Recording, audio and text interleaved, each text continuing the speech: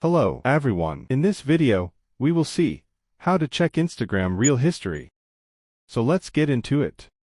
This works best if you haven't closed the Instagram app yet, or if you just swiped past a reel a few moments ago.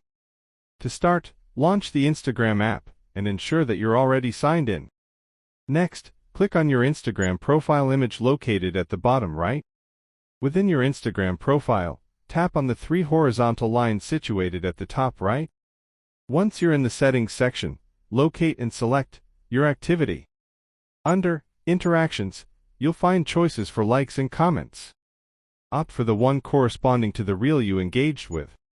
Scroll through your liked, commented reels to identify the specific one you're searching for. While these methods can help you retrace your steps, the best way to revisit reels is to save them when you see them. That way, you can find them easily at any time. And there you have it. If you find this video helpful, don't forget to subscribe to our channel for more tutorials. Thanks for watching.